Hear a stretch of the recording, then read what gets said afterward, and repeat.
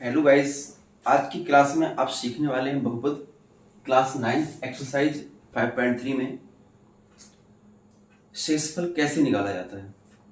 जब कोई बहुपद दिया हो तो शेषफल निकालने के लिए केवल दी गई वैल्यू पुटअप कर देते हैं, उससे शेषफल मालूम चल जाता है। मतलब कहने का मतलब ये हुआ कि उसमें डिवाइड करने की आवश्यकता नहीं होती है, बिना भाग किए हम शेषफल ज्ञात कर सकते हैं। जैसे कि क्वेश्चन नंबर फर्स्ट हमारा है, एक बहुपद है x square plus 4x plus 5.3 का पहला क्वेश्चन। तो बहुपद का कोई नाम दे दिया, जैसे कि इसका नाम कर दिया px, लिखा है x square plus 4x plus 5 को x प्लस 3 से भाग दिया जाता है, तो शेषफल क्या आएगा। तो x प्लस 3 की बात हो रही है, तो x प्लस 3 को 0 मानकर x इक्वल माइनस में 3 रख दो। इस px की वैल्यू में x का मान -3 रखना है। इससे जो शेषफल प्राप्त होगा वही हमारा फाइनली आंसर होगा, बिना डिवाइड के। डिवाइड तो नहीं करना पड़ता। इस स्थिति को हम शेषफल प्रमेय कहते हैं। ये हम शेषफल प्रमेय के द्वारा कर रहे हैं।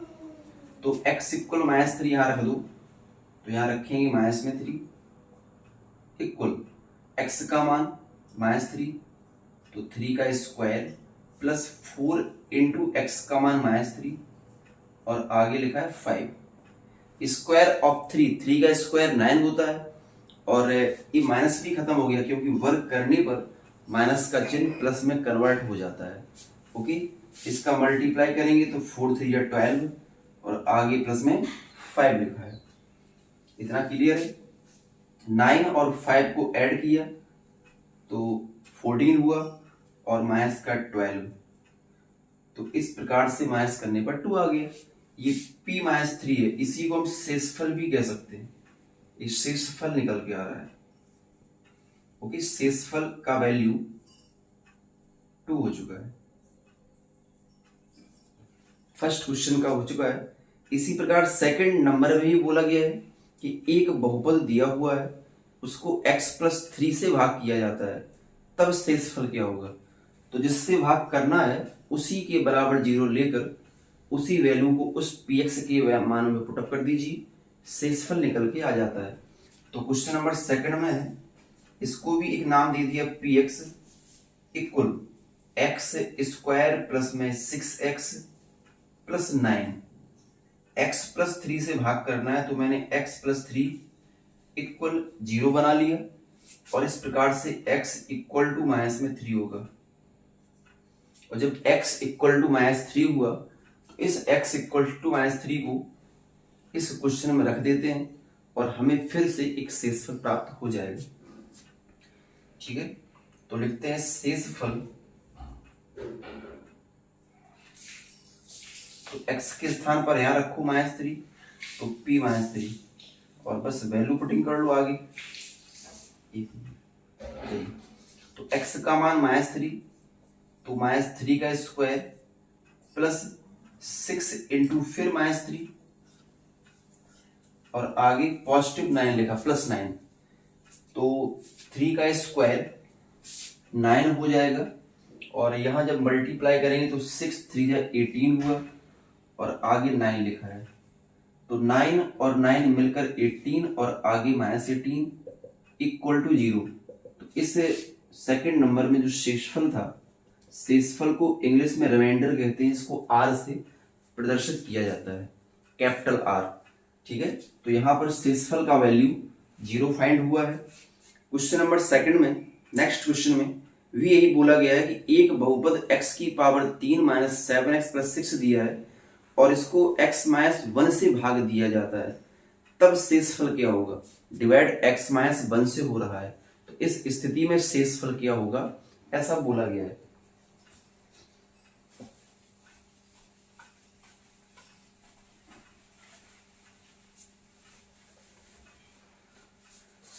क्वेश्चन नंबर थर्ड, यहां भी कोई नाम px ना करके आप इसको qx भी कर सकते हैं। कुछ भी लिख लो, px qx या फिर rx या gx, कुछ भी लिखा जा सकता है। तो यहाँ पर लिखा x की पावर 3 प्लस का 7x और प्लस का 6, ओके। और बोला गया कि x माइनस 1 से भाग दिया जाता है, इसलिए मैंने x माइनस 1 को 0 के बराबर लिया। इस प्रकार से x इक्वल टू 1 प्राप्त होगा। इसी 1 को इस पूरे क्वेश्चन में रखना है, और रखने पर जो वैल्यू आएगी वो शेषफल की वैल्यू आएगी। तो शेषफल इक्वल, इस शेषफल निकल के आ रहा है, तो सबसे पहले इसमें रख दिया तो Q1, Qx लिखा था Q1 हो गया, इक्वल। अब इस x इक्वल टू 1 को इस पूरे क्वेश्चन में पुट अप करना है। तो x का वैल्यू 1 है, 1 की पावर 3 माइनस का 7 इंटू x का वैल्यू 1 और प्लस का 6, तो 1 माइनस 7 बन जाए 7 प्लस 6, ये प्लस और ये प्लस दोनों ऐड हो जाएंगे, तो 6 और 1 मिलकर 7 हुआ, माइनस 7 इक्वल टू 0। तो शेषफल का वैल्यू 0 प्राप्त हुआ है। इसी प्रकार क्वेश्चन नंबर 4, क्वेश्चन नंबर 4 में भी px का वैल्यू दिया है x की पावर 3, और इसमें भी x प्लस 1 इक्वल 0 या फिर x इक्वल टू माइनस 1 का रखना है, और रखकर जो प्राप्त होगा वो यहाँ भी शेषफल ही होगा।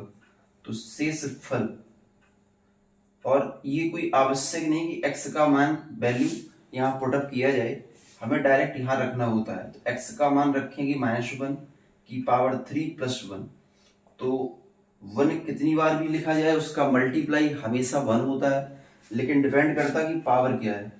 पावर अगर विषम है तो ये अंदर का माइनस बाहर आता है, और पावर अगर सम संख्या है तो वो माइनस प्लस हो जाता है। तो यहाँ विषम संख्या थी तो मैंने माइनस बाहर लगा दिया, आगे प्लस 1 लिखा है, तो 1 और 1 कैंसिल होकर यहाँ 0 है। तो क्वेश्चन नंबर 4 का शेषफल 0 प्राप्त हुआ है। इस प्रकार क्वेश्चन नंबर 5 ये होमवर्क में रहने वाला है। क्वेश्चन नंबर 5 में एक px का वैल्यू दिया है x² प्लस 3x प्लस 5, और हमें x प्लस 2 इक्वल 0 रखना है, ठीक है। x प्लस 2 इक्वल 0 पुटअप करके आप यहां पर भी शेषफल निकाल सकते हैं, ओके। क्वेश्चन नंबर 6 में से वही कार्य करना है। बहुपद दिया है, इसका वैल्यू px मान लिया x की पावर 6 प्लस x की power 4 minus x square plus 1, और यहां लिखा है कि x माइनस 2 से भाग दिया जाता है, तो जिससे भी भाग देना है उसके बराबर 0 मान लिया जाता है। तो मैंने x माइनस 2 के बराबर 0 मान लिया, और x इक्वल 2 निकलेगा उसी को रखना है। ये px का वैल्यू छोटा सा भी हो सकता है या बड़ा हो सकता है, लेकिन आपको हमेशा काम यही करना है। और जब सिंगल पावर हो, जैसे x की पावर 1 है, तभी ऐसा कार्य करना है, अदरवाइज ऐसा करना थोड़ा डिफिकल्ट हो सकता है। x की पावर 1 सिंगल ही पावर 2 है, तो x का मान आराम से निकल के आ रहा है। अगर यहाँ पर x की पावर 2 होता थोड़ा सा डिफिकल्ट रहता, या और ज्यादा पावर होती तो भी कठिन हो जाता। इसलिए जब सिंगल पावर ही इसमें दी रहेगी तभी यही कार्य करना है। अदरवाइज करने का तरीका और भी है, डिवाइड मेथड, तो फिर डिवाइड से करना बेटर होगा, ओके। चलिए नेक्स्ट नंबर देखें। तो इसको रख के देख रहे हैं, तो x इक्वल 2, x का वैल्यू 2 प्राप्त हुआ है, और यही x का वैल्यू 2 रखकर शेषफल निकालना है, ठीक है। शेषफल, तो शेषफल, तो सबसे पहले x का मान 6 यहां रखा, x का मान 2 था, 2 की पावर 6, x फिर है, x का मान 2 है, 2 की पावर 4, फिर x है, x का मान 2 है, 2 की पावर 2, और आगे लिखा है प्लस का 1। तो वी नो दैट 2 की पावर 6, 2 का मल्टीप्लाई 6 बार करना, 6 टाइम करना है।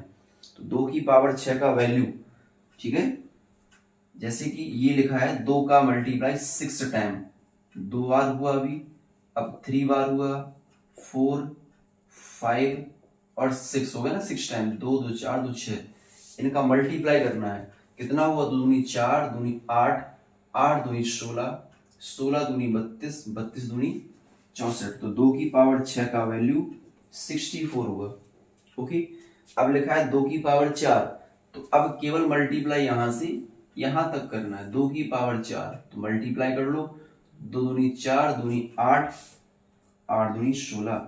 2 की पावर 2 को 4 कहते हैं, प्लस का 1 हुआ। इतना क्लियर हुआ। अब बस ऐड करना है, तो ऐड करने में 6 दोनों प्लस प्लस है ना, तो 6 4 10 का 0 हासिल 1, 6 1 7 और 1 कैरी मिलाकर 8 हुआ। ये बेटा प्लस माइनस है, तो प्लस माइनस घट जाते हैं, 4 से 1 कम करोगे 3 बचेगा, 80 माइनस 3, 80 में 3 कम करना है तो 77। इस क्वेश्चन नंबर 6 का रिमाइंडर शेषफल प्राप्त हुआ है। ओके, अब नेक्स्ट क्वेश्चन नंबर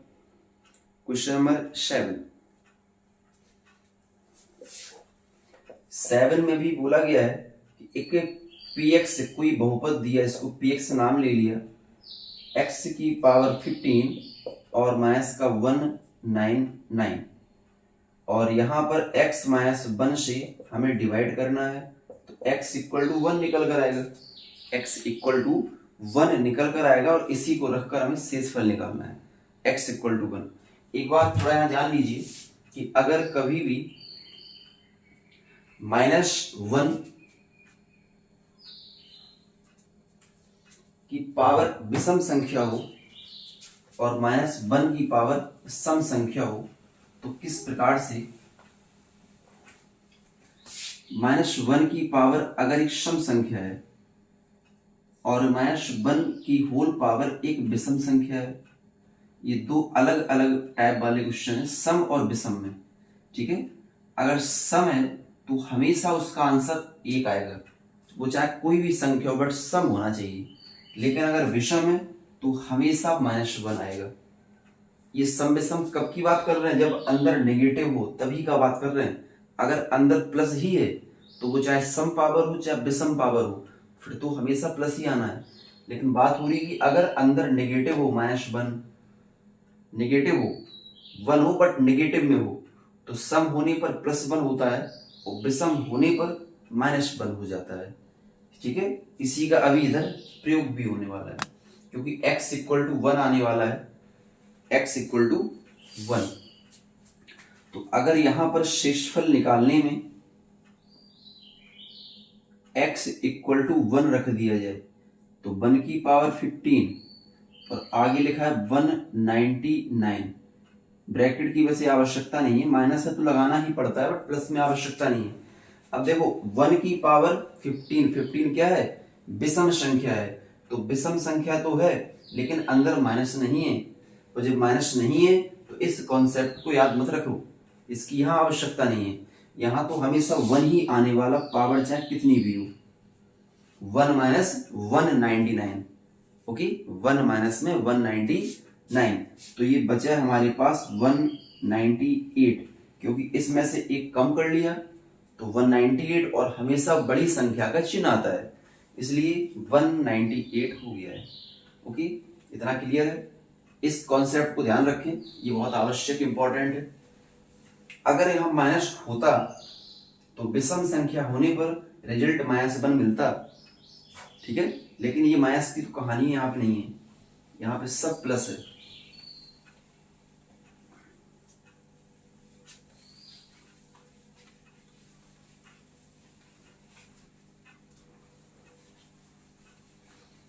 चलते नेक्स्ट क्वेश्चन की तरफ। इसके बाद क्वेश्चन नंबर 8 लिखा है और इसमें बोला गया कि इस बहुपद का एक गुणनखंड ज्ञात करिए। हमें इस बहुपद की गुणनखंड निकालने हैं और एक ही गुणनखंड की बात हो रही है। चलिए कोई बात नहीं, ये गुणनखंड निकाल लेते हैं। क्वेश्चन नंबर 8, इस बहुपद का भी नाम px दिया और यहां लिखा है px इक्वल x की पावर 3 माइनस में 3x स्क्वायर प्लस 4x और माइनस में 12। केवल एक गुणनखंड निकालने की बात हो रही है और इसमें पहले पता हमें ये करें घात कितनी है, तो हमें मालूम चला इस बहुपद की घात 3 है, बिकॉज 3 सबसे बड़ी घात है, तो बहुपद की घात 3 हुई। अब अगर घात 3 है तो इसका ये अर्थ हुआ कि इसमें x की 3 मान होंगे, इसमें x की 3 मान होंगे, या फिर ये कह सकते हो कि इस बहुपद के 3 गुणनखंड होंगे, 3 फैक्टर होंगे। लेकिन हमें केवल एक फैक्टर की आवश्यकता है, जो कि बड़ी आसानी से निकल सकता है। इसमें से कॉमन हमें दिख रहा केवल x की पावर 2, और अगर दोनों से x की पावर 2 कॉमन कर लें तो यहां पर पावर 3 था, 2 कॉमन हो गया तो केवल एक ही बचे, माइनस यहां पर 3 बचेगा क्योंकि एक्स स्क्वायर तो हमने कॉमन कर लिया। फिर आगे प्लस है, इन दोनों से केवल 4 कॉमन होगा, बचा x माइनस 4 का 12 में डिवाइड किया। अब पूरे से x माइनस का 3 कॉमन कर लो तो बचा है एक्स स्क्वायर प्लस 4। उसने केवल एक गुणनखंड की बात की है, एक गुणनखंड ये है और 2 फैक्टर इसमें छिपे हुए हैं, तो एक की बात की है तो यही भी लिखा जा सकता है। तो x माइनस 3 इस बहुपद का एक गुणनखंड हो गया। Okay, x minus 3। चलिए नेक्स्ट क्वेश्चन नंबर 9 भी बहुत आसान सा है, कठिन नहीं है। 9 में लिखा है यदि p माइनस 3 इक्वल 0 तो इस px का गुणनखंड क्या होगा। ठीक है, इस px का गुणनखंड क्या होगा। जैसे कि अभी आपने क्वेश्चन सीखा है, थोड़ा एग्जांपल देके बता रहे हैं। जैसे कि क्वेश्चन नंबर सेकंड को ही ले लो।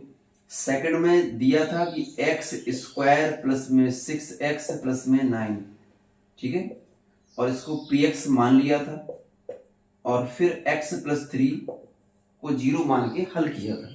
ठीक है, तो यहां से x का मान -3 निकला था और इस मान को मैंने यहां पुटअप भी किया था, तो जब रखेंगे तो माइनस में 3 होगा, ऐसा रखा था, आगे सॉल्व किया था। तो हमें अभी आगे से कोई मतलब नहीं है, हमें ये देखना कि p के जो साथ में है या अंदर जो कुछ भी, यहाँ कुछ भी लिखा हो मतलब नहीं है, अंदर जो कुछ भी हो वो हमेशा x का ही मान होता है। x की तो मान है -3, हमेशा x का मान होता है। तो अब आप समझ गए होंगे कि अंदर कुछ भी हो वो हमेशा x का ही मान होता है। तो ये x का वैल्यू है, तो x इक्वल -3, और अगर -3 कर लो इस तरफ पक्षांतर तो x प्लस 3 बराबर 0 हो जाएगा ना। तो जो x प्लस 3 निकल के आया है वो इस px का, क्योंकि इस -3 रखने से पहले यहाँ पर तो x होगा ना, जैसे कि यहाँ रखा था -3, उससे पहले तो यहाँ x था, वो तो बाद में -3 हुआ। उसी प्रकार से ये x पहले था, बाद में रखकर -3 हुआ है, तो कह सकते हैं कि x प्लस 3 px का एक गुणनखंड है। ठीक है, x प्लस 3 px का एक गुणनखंड है। लिख दे रहा है यहां पर x प्लस 3 px का एक गुणनखंड है। ओके, इस प्रकार से इसको सॉल्व करना है।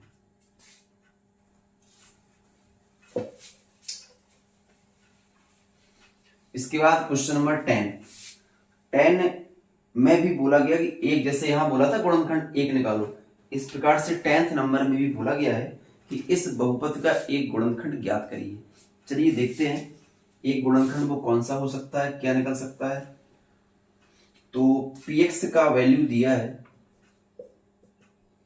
2x की पावर 3 प्लस 4x और प्लस में लिखा है 6। इतना क्लियर है। देखिए तो यहां देख पा रहे हैं कि जैसे कि यहां भी एक गुणनखंड पूछा था और वही सेम काम यहां भी बोला गया, एक गुणनखंड पूछा है। इसमें पावर 3 है अधिकतम, तो घात 3 कही जाएगी। तो इसको देखते हुए ये पता चल रहा कि इसमें 3 गुणनखंड हो सकते हैं और हमें कोई एक पूछा गया है। यहां तो फैक्टर के द्वारा बड़े आराम से निकल आए थे, जैसे कि कॉमन वन करके, बट यहां इस प्रकार से नहीं निकल सकते, क्योंकि फैक्टर करने के लिए पहली बात तो 4 पद इस प्रकार से होने चाहिए, यहां तो नहीं है, 3 ही पद हैं और 4 यहां बन नहीं पाएंगे।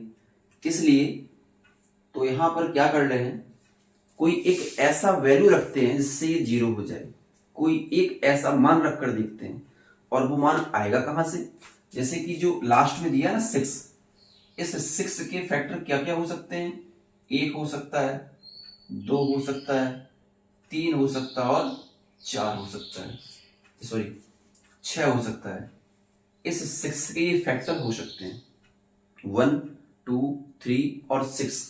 और ये 1, 2, 3 प्लस माइनस भी हो सकता है, माइनस का 1, माइनस का 2, माइनस का 3 और माइनस का 6। प्लस भी हो सकते हैं और माइनस भी हो सकते हैं, लेकिन यहाँ सभी प्लस हैं सभी।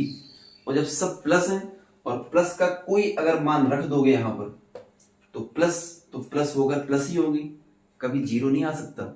और उसका गुणनखंड होने के लिए जीरो आना पड़ता है। जैसे कि x में -3 इसका गुणनखंड है, तो ये रखकर देख लो, ये पूरा जीरो हो जाएगा क्योंकि उसका गुणनखंड है। उसी प्रकार यहाँ पर प्लस रखने से कभी जीरो नहीं आएगा, तो यहाँ पर नेगेटिव वैल्यू पुटअप करेंगे हम, क्योंकि नेगेटिव रखने से जीरो आ सकता है। अब इनमें से जिस पे भी जीरो आ गया वही इसका गुणनखंड हो जाएगा। तो सबसे पहले -1 को रख के देखते हैं, -1 को रखकर सबसे पहला काम, नहीं हुआ तो फिर 2 को रख के देखेंगे। तो x इक्वल -1 रखने पर x का वैल्यू -1 रख रहे हैं, तो रखते हैं यहाँ पर, तो p -1 और ये रखने पर जो निकल के आएगा ना वो शेषफल निकल के आ रहा है, हम शेषफल निकाल के देख रहे हैं।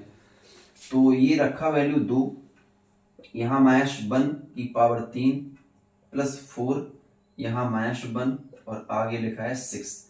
अभी कुछ देर पहले बताया था कि अगर 1 की पावर सम संख्या हो तो प्लस आता है और विषम संख्या हो तो यहाँ माइनस आएगा।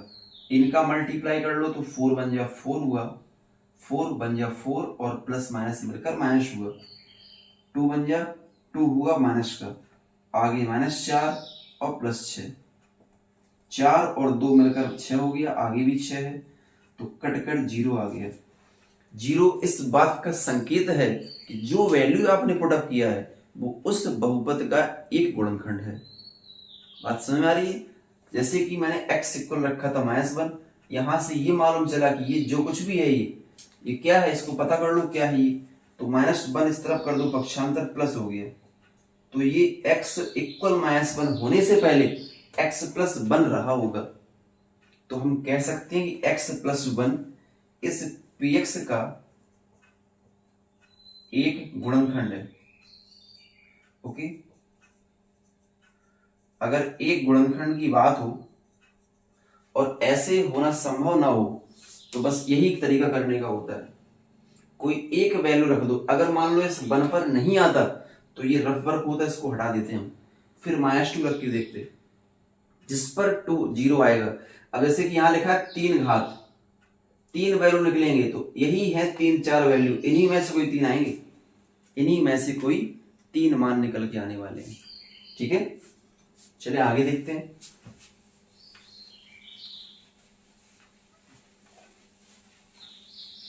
क्वेश्चन नंबर 11 में क्या बोला है देख लेते हैं। 11 और 12 ये दोनों ऑप्शनल क्वेश्चन है। तो 11 में लिखा कि x - 3 निम्न में से किस बहुपद का गुणनखंड है। तो x - 3 को आपको रख के देखना है और बताना है किस बहुपद का ये गुणनखंड है। तो आगे 11 और 12 भी ऐसे ही, तो आप ये स्वयं कर सकते हैं क्योंकि रखना बता दिया है मैंने। रखकर पूछा गया कि किस बहुपद का गुणनखंड होगा, तो 4 ऑप्शन दिए हैं। आप x का मान क्रम बाई क्रम सभी में रखेंगे, जहां रखने पर 0 आ गया वही आंसर हो जाएगा, उसी का वो गुणनखंड हो जाएगा। ठीक है, तो 11 12 ऑप्शनल है, वो आपको आ जाएंगे आराम से। अभी हम बात क्वेश्चन नंबर 13 की करते हैं। क्वेश्चन नंबर 13 को ध्यान से देखें। 13 में भी एक बहुपद दिया, इसको मैंने px लेट कर लिया, मान लिया। क्या लिखा है 4x² माइनस में kx और प्लस में k का एक गुणनखंड क्या है, का एक गुणनखंड यहां पर पहले से ही दिया है कि गुणनखंड है, एक गुणनखंड 2x + 1 है, 2x + 1 है। तो k का मान बताइए। ये गुणनखंड पहले से ही दिया है, मतलब कहने का ये हुआ कि जब वैल्यू पुटअप करेंगे, शेषफल निकालेंगे, तो इक्वल 0 भी लेकर चलना है, याद रखें इस स्थिति में। तो क्या लिखा मैंने यहाँ पर 2x प्लस 1 इक्वल 0, x का मान निकाला जाएगा, -1 हुआ, तो x इक्वल माइनस में 1/2, तो यही 1/2 माइनस का इसमें रख कर देखना है, और चूंकि ये उसका गुणनखंड है इसलिए इक्वल में 0 भी चलेगा। मतलब ये कह सकते हैं कि शेषफल बराबर 0 हमें पहले से पता है, शेषफल बराबर 0 क्योंकि गुणनखंड है। याद रखिए एक गुणनखंड ये है, जो गुणनखंड है उसको जब रखते हैं वैल्यू को तो शेषफल हमेशा 0 आता है, तो वो लेके चल रहे हैं 0। देखिएगा इस x के स्थान पर वैल्यू पुटिंग करेंगे तो x का मान माइनस का 1/2 और पावर में 2 लगा है माइनस का k, यहाँ भी x का मान -1/2 और प्लस k है और इक्वल में 0 चल रहा है। इतनी बात क्लियर है ना। अब देखो 4 का तो 4 है, 1 का स्क्वायर 1 और 2 का वर्ग 4, क्योंकि देखो माइनस है, माइनस का वर्ग तो प्लस हो गए। आगे देखो यहाँ तो कोई पावर नहीं है तो माइनस माइनस प्लस कर दिया और k का 1 में गुणा किया तो k/2 प्लस में k इक्वल 0। 4 से ये 4 कैंसिल हो गया, कट चुका है, ठीक है, 4 काट दिया, तो फाइनली बचा क्या 1 प्लस में k/2 प्लस में k और इक्वल में 0, ठीक है। यहाँ नीचे एक मानकर ये मैंने 2 एलसीएम कर लिया। अगर हम 2 एलसीएम कर लेते हैं तो 2 का 1 में मल्टीप्लाई होगा, 2 1 जा 2, ये k ऐसी रहना है, प्लस 2 का k से मल्टीप्लाई होगा तो 2k और इक्वल 0, ठीक है। ये 2 का 2 लिखा है, 2k और 1k मिलकर 3k हो गया और अपॉन 2 लिखा है इक्वल 0। अगर मैं क्रॉस मल्टीप्लाई कर देता हूं इस 2 का गुणा 0 में हो जाएगा, तो 2 प्लस में 3k इक्वल 0, और हमें जब k का मान निकालना है तो इस 3 को पहले मैंने 2 कर दिया पक्षांतर, अब 3 नीचे पहुंच जाएगा। इस प्रकार से हमारे पास k का मान निकल के, तो k कितना निकल के आएगा -2/3, k का वैल्यू -2/3 निकला है, ठीक है। अच्छे से देख लेते हैं। और ऐसा ही शायद क्वेश्चन नंबर 14 भी है, तो 14 अगर ऐसे ही है तो हाँ बिल्कुल यही है, तो इसको आप 14 15 लगातार 2 क्वेश्चन ऐसे ही हैं, इन्हें आप करने का प्रयास करिए, आपका होमवर्क हो गया ये, ठीक है। और अदरवाइज सभी क्वेश्चन मैंने बता दिए हैं, जो भी प्रॉब्लम हो वो आप कमेंट्स में अवश्य बताएं। अगर क्लास पसंद आए तो लाइक शेयर जरूर करें, ठीक है। Okay, thank you.